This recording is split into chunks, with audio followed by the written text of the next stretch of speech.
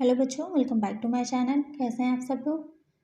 आज की वीडियो में मैं आप लोग के लिए इनकम टैक्स आयकर के एमसीक्यूज क्वेश्चंस लेकर के आई हूँ। मैंने पहले भी इस पर वीडियो डाली हुई है, अगर आपने नहीं देखी है तो उसका लिंक आपको इस वीडियो के डिस्क्रिप्शन में मिल जाएगा या फिर मैं बटन में दे दूँगी, आप वहाँ से चेक कर लीजिएगा।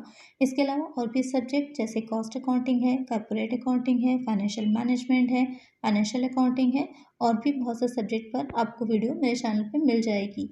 और भी किसी सब्जेक्ट पर अगर आप वीडियो चाहते हैं तो सब्जेक्ट का नेम मुझे कमेंट करिएगा। चैनल पे नए हो और सब्सक्राइब नहीं किया है तो जल्दी से पहले चैनल को सब्सक्राइब कर दीजिए और नोटिफिकेशन बेल को भी ज़रूर ऑन कर दीजिएगा। अपने फ्रेंड्स के साथ वीडियो को शेयर भी कर दीजिएगा। आइए शुरू करते हैं। इससे पहले की वीडियो में 15 तक क्वेश्चन हो गए थे, 16 क्वेश्चन लेते हैं। निम्नलिखित में से कौन सी आय कर मुक्त है, बताइए। State which of the following allowance is exempted. Dearness allowance, city compensation allowance, foreign allowance, medical allowances. तो क्वेश्चन में पूछ रहा है कि जो भी आपके अलाउंसेस से भत्ते दे रखे हैं उसमें से कौन सा कर मुक्त है। आपको पता होगा कुछ भत्ते जो होते हैं वो फुली टैक्सेबल होते हैं, कुछ पार्टली होते हैं और कुछ पूरी तरह से एग्जेम्प्टेड होते हैं। कुछ भी मतलब उनको पेड करना नहीं होता है। तो यहाँ पर जो महंगाई भत्ता, नगर क्षतिपूरक भत्ता, विदेश भत्ता और चिकित्सा भत्ता, इसमें से जो विदेशी भत्ता है यानी कि फॉरेन अलाउंस है वो पूर्णतः आयकर से मुक्त है। बाकी महंगाई भत्ता भी आपका टैक्सेबल होता है, नगर क्षतिपूरक भत्ता जैसे सीसीए शॉर्ट में बोलते हैं, और जो चिकित्सा भत्ता है मेडिकल अलाउंस वो भी टैक्सेबल होगा। तो ये जो विदेश भत्ता है वो कर मुक्त होगा। तो करेक्ट आंसर हो जाएगा ऑप्शन सी। नेक्स्ट क्वेश्चन है, शिक्षा भत्ता कर मुक्त है। Education allowance is exempted for 1%, 4%, 2%, none of these. तो क्वेश्चन ने पूछा है जो एजुकेशन अलाउंस होता है, शिक्षा भत्ता होता है, वो कितने तक कर मुक्त है। आपको पता ही होगा क्योंकि जो शिक्षा भत्ता होता है उसमें जो 2 व्यक्ति तक ही, 2 बच्चों तक ही वो कर मुक्त होता है। तो यहाँ पर जो 1 व्यक्ति, 4 व्यक्तियों के लिए, 2 व्यक्तियों के लिए, इनमें से कोई नहीं। तो जो 2 व्यक्तियों के लिए, 2 पर्सन्स के लिए वो आंसर करेक्ट हो जाएगा। 2 बच्चों के लिए अगर आप 100 रुपये प्रति माह प्रति बच्चा दे रहे हैं तो वो टैक्स फ्री होगा। तो यहाँ पर करेक्ट आंसर हो जाएगा ऑप्शन सी। और 2 व्यक्तियों से ज़्यादा जितने भी होंगे, से 3 है, 4 हैं तो 2 का कर मुक्त हो जाएगा। बाकी अगर 3 है तो 1 बच्चे का पूर्णतः टैक्सेबल हो जाएगा।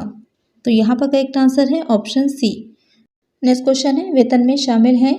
Salary includes wages, pension, commission on sale, all of these.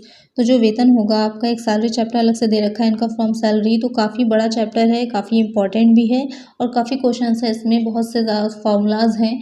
तो उसमें जो कौन कौन सी चीज़ें आती हैं, तो जो बेसिक सैलरी वो आ जाती है, उसके बाद भत्ते आते हैं, कुछ जो अनुलाभ दिए जाते हैं वो सब उसमें ऐड होकर टोटल सैलरी हम निकालते हैं। तो यहाँ पर सैलरी में क्या क्या आएगा, वेजेस भी आती हैं, पेंशन भी आती है, कमीशन ऑन सेल भी आता है। तो यहाँ पर जो करेक्ट आंसर है वो हो जाएगा option D, all of these.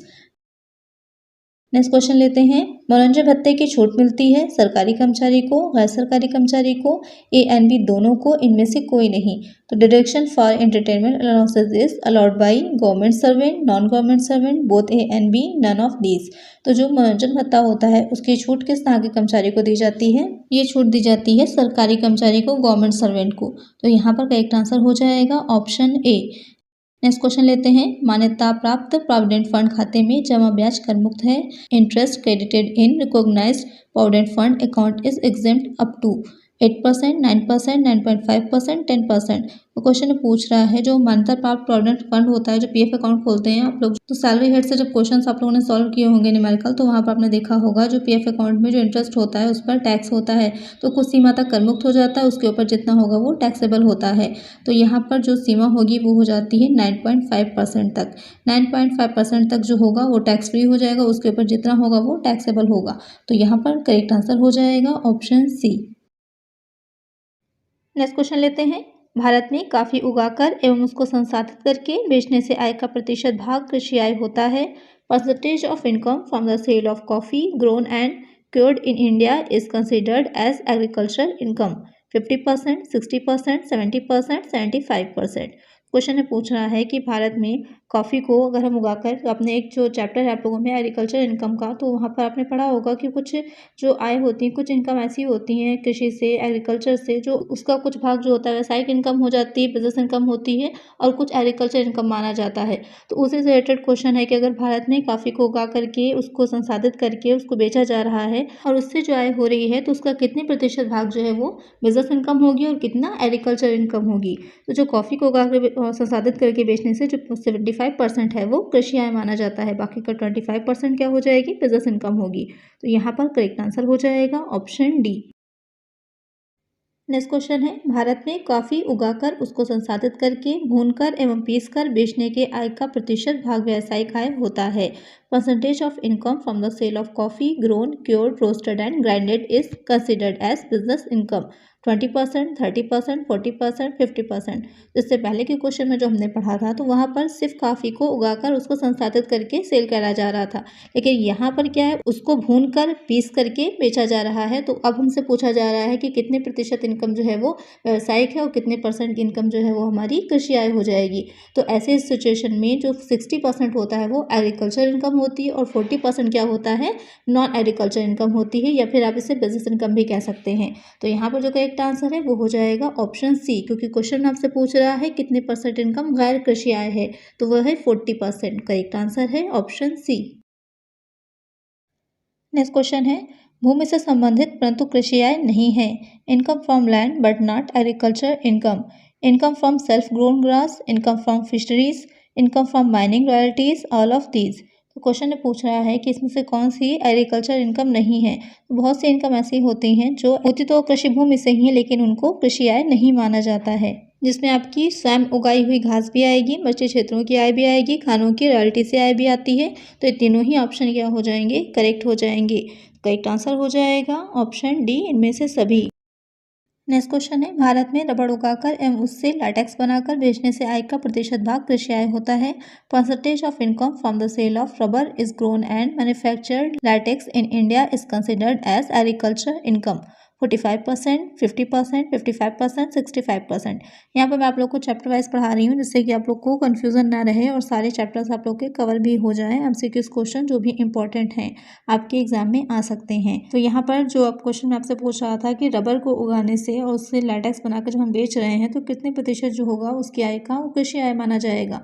तो जो 65% उसकी आय का होता है वो कृषि आय होती है, और बाकी का जो 35% होता है वो गैर कृषि आय होती है, नॉन एग्रीकल्चर इनकम होती है। यहाँ पर कृषि आय का प्रतिशत क्योंकि पूछा था तो करेक्ट आंसर क्या हो जाएगा, ऑप्शन डी 65%। यहाँ पर ध्यान दीजिएगा, कभी कभी आप लोग एक्साइटमेंट में क्या आपको आंसर आता है आप लोग लगा देते हैं, ये ध्यान नहीं देते कि कृषि आय पूछ रहा है कि गैर कृषि आय पूछ रहा है।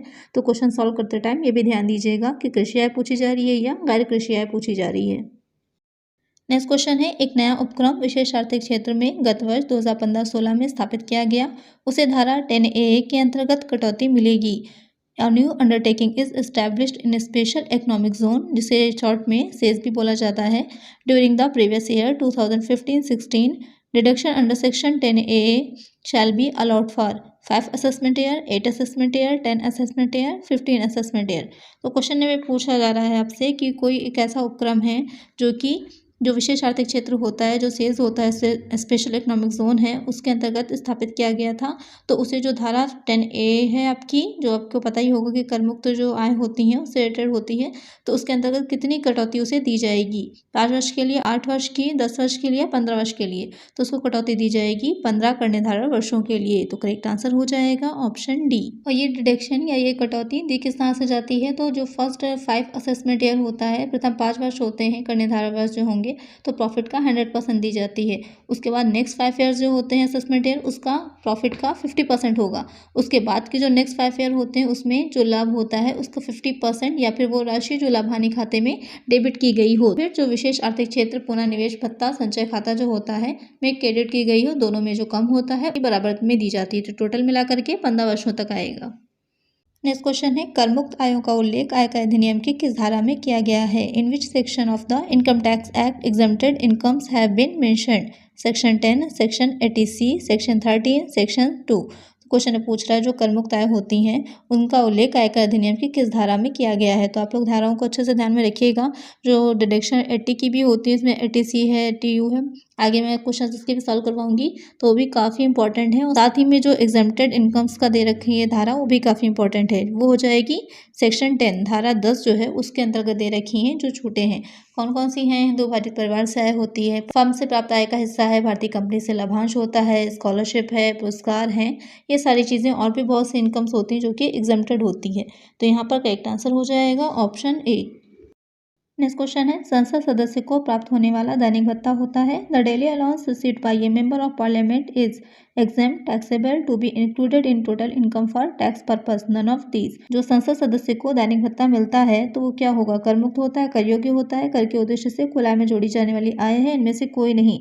तो जो इस तरह का भत्ता मिलता है वो कर मुक्त होता है, एग्जेम्प्टेड होता है। तो करेक्ट आंसर होगा ऑप्शन ए। नेक्स्ट क्वेश्चन है, निम्नलिखित में से कर मुक्त आय है। Tax free income from the following is salary income, foreign allowances, dividend from Indian company, B and C both. Question पूछ रहा है जो कर मुक्त आय है इनमें से कौन सी है। वेतन से आय, विदेशी भत्ते, भारतीय कंपनी का लाभांश, बी एंड सी दोनों।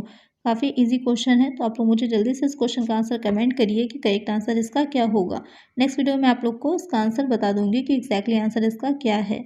नेक्स्ट क्वेश्चन है, डाकखाने के व्यक्तिगत बचत खाते पर अधिकतम ब्याज कर मुक्त है। Maximum limit of interest exemption on individual account in post office savings account is 2500, 3500, 4500 whole amount. डाकखाने में जो इंडिविजुअल अकाउंट खोला जाएगा तो वहां पर जो ब्याज मिल रहा है तो कितने अधिकतम ब्याज तक कर मुक्त होगा, 2500, 3500, 4500 संपूर्ण राशि। तो यहाँ पर जो 3500 तक का जो इंटरेस्ट होता है वो टैक्स फ्री होता है, एग्जेम्प्टेड होता है। तो करेक्ट आंसर यहाँ पर हो जाएगा ऑप्शन बी। नेक्स्ट क्वेश्चन है, अवयस्क बच्चे की आय कर मुक्त होती है। Income of minor child is exempted 1000, 1500। Income of minor child are 1500 whichever is less whole income. तो क्वेश्चन पूछ रहा है जो अवयस्क बच्चा होता है यानी कि जिसकी आयु जो होगी वो 18 वर्ष से कम होती है, उसकी आय किस सीमा तक कर मुक्त होगी।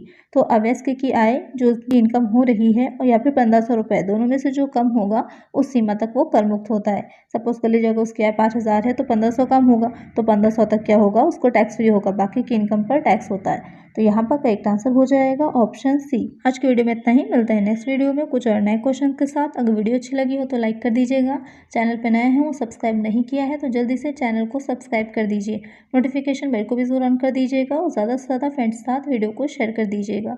मिलते हैं नेक्स्ट वीडियो में, थैंक यू।